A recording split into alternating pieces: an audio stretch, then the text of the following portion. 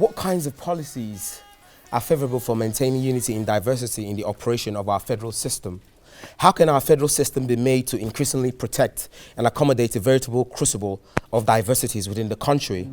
What mechanisms, among other aspects, could be considered to guarantee equal access to basic services for all groups living within the Federation? In other words, are there mechanisms to provide all groups with equal access to economic and political decision-making process?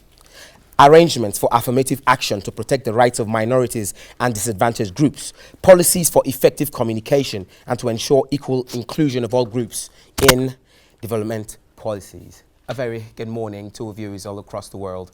Welcome to your Poetic Interlude on the Weekend Show. My name is Emeka Ozurumba, and I have just been reading from this sumptuous, scintillating book, Nigeria, Corruption and Opacity in Governance. And I'm with the author here, Mr. Jide Ojo.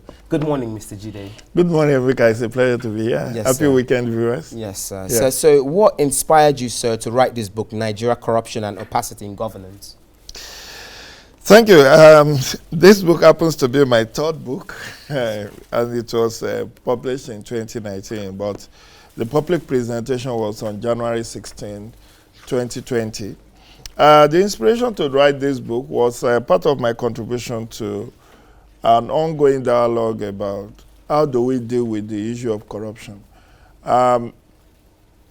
You agree with me that Nigeria is not doing well on the Corruption Perception Index over the decade. And right now, I think we are 146 out of 180 countries that are surveyed by the Berlin-based Transparency International.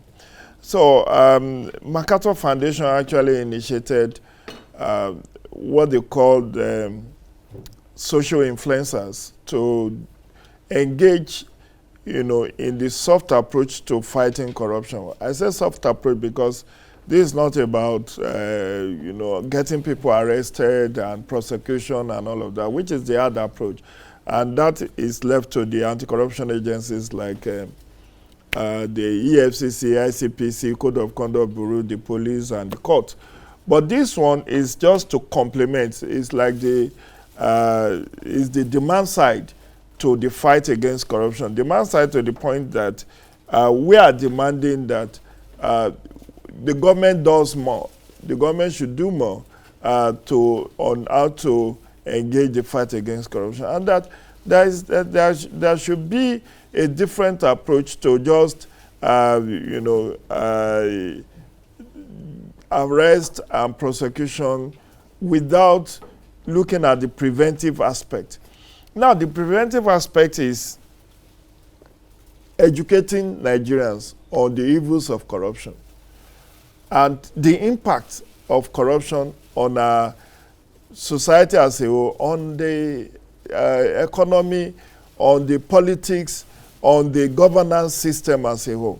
So I was enlisted as one of the social influencers, and we were given a leeway on what do you want to do. Okay, so let me bring up something. So you're from Osun State. Yeah. And one of the, I call this political banditry, because Nigeria seems to want to swindle the electorate.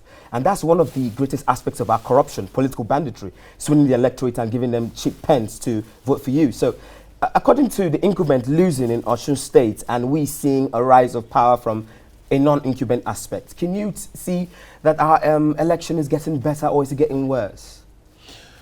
Our election is getting better to all intents and purposes. It's getting better to the extent that now the electorates are wise, that in spite of the widespread voter inducement, in spite of the so-called see and buy or stomach infrastructure, or the boko sebe, as they say in Yoruba parlance, that in itself is not a winner. It does not guarantee victory for you in an election, because the level of sophistication of the electorate now is that they have proven time and again that incumbent could lose. It happened in Oyo State in 2019. We have a governor in Oyo State, and by the way, Oyo happens to be my place of birth and my second home. Or in fact, my first home, because it's Osun that is my ancestral home. But Oyo is my place of birth and where I grew up and where I did even 3/4 of my education. Only the first degree I did in University of Lagos. So you find out that for the first time in Oyo State, we have an Abiola Ajimobi that was an incumbent who was able to win re-election for the first time. But after his second term, he wanted to come to the Senate. And Oyo people said, no, we are not rewarding you with Senate because you didn't do well in our own estimation. And they defeated him. He was the only one that lost his senatorial seat to, the other senatorial seats, the two others, were won by APC, which is the party that brought Ajimobi to power.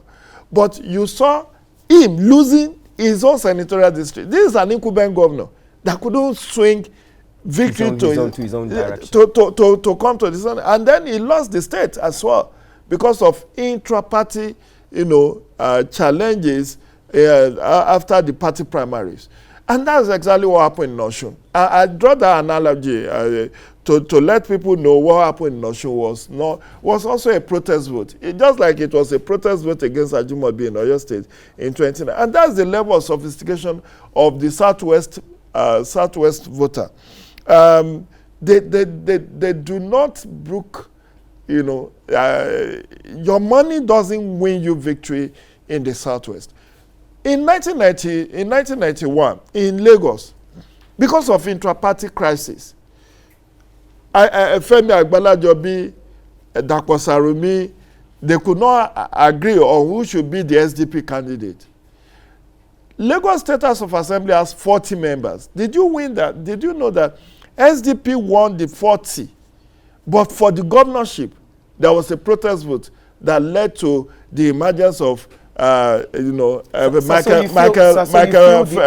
Otodola. So you feel the Osun State elections was a protest vote? It was a protest vote. There is no two way. You don't see a submerging of a certain system. You don't see we trying to break out of a system. You just see a repulsion of a certain system. No. It's an emergence of a system. That's why I'm bringing the phenomenon of protest vote. It's a system that if you don't do well, you will not be rewarded, irrespective of whether you are an incumbent. I'm trying to tell you that incumbency does not win you victory in the Southwest. And of course, in other parts of Nigeria, like in Bauchi State, like in Kano, as it has happened time and again, that's why that you are an incumbent does not mean you automatically. Even in Gombe State, we have a Dan Kwambo that won re-election, was in government for 8 years, wanted to come to Senate, and people said, you cannot go to Senate because you have not performed, or you mishandled the issue around your successor. So what I'm saying is not that there is no system emerging. I've told you that it's the power of the electorate that you are seeing. And that in itself is a system that is coming up.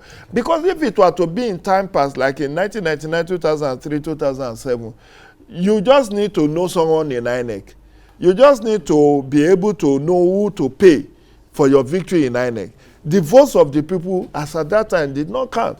But now the votes count. And that's why we are even seeing the emergence of vote buying. Because now the gladiators, the political gladiators, you can't use INEC as the INEC as no. choose It's no longer serviceable. It's no longer. The more you see, the less you know. Yeah. Because if you give money to anybody in INEC now to swing victory for you, you have a system now that is almost on autopilot that you will be found out. Today, we have in Akwa Ibom a professor who tried to swing victory for a party in the 2019 election, being sentenced to jail by the Electoral Tribunal. So you then find out that it's not the electorate that determines who wins. And that's the beauty of democracy anyway. It's about who the people want. It's not about your money. You could be a trillionaire, you could be a billionaire in dollars. If you bring all your money, people can collect that money and yet you will still lose. Because a culture is imagined that if the power belongs to the people, it's the electorate that has the final say about who wins election. Okay, so before we go out from the program, I just there's something in your book here, page 58, where you talk about the fallacy of overgeneralization, which means that poor people should not completely exclude themselves out of politics, thinking that they have no veritable right to contest and win elections. So what do you mean by the fallacy of overgeneralization? Yeah, I mean, that was an article I wrote in the Punch of December 13, 2017. Is politics really not for the poor? What I was contesting there was, there is no one size fits all when you are looking for variables or factors that win you election. That you can be poor and still win election. It's not your wealth that will determine, it's your social capital. Sometimes your social capital weighs more than your financial resources. And I cited there example of someone like Ibrahim Shakarau. In his first tenure as the governor of Kano State, he has no money. He could not match a Kwakwanso then as an incumbent. Yes, and yes. He upstaged him. He won despite having a lean resource. People were contributing to fuel the campaign vehicles. People were donating their cars because he has a lot of social capital. And that's what we have seen. What I was saying in that particular article is that don't overemphasize that unless you have money, you cannot win election. Look at what happened in Kogi. In terms of resources, I do not think Yahaya Bello, who is an incumbent governor, could have won if it were to be on the basis of money in 2019 when he first attempted. He came distant second to Prince Abubakar Audu.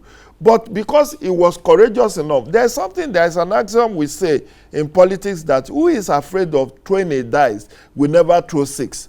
If you are afraid in politics, you will never get anywhere. You must brave the odds. You must be ready to lose. You must take the risk for you to be successful. Look at Yahaya Bello. He threw his hat to the ring. He knew he couldn't match a Prince Abubakar Audu. He came a distant second. Abubakar Audu won, but in the course of the electioneering process, he died. And he happens to have been lucky enough to be made a replacement. And he inherited all the votes that was initially cast for Prince Abubakar Audu. And that was how he emerged victorious in his first outing before his re-election. So, invariably, we need to look at other factors that win people election than money.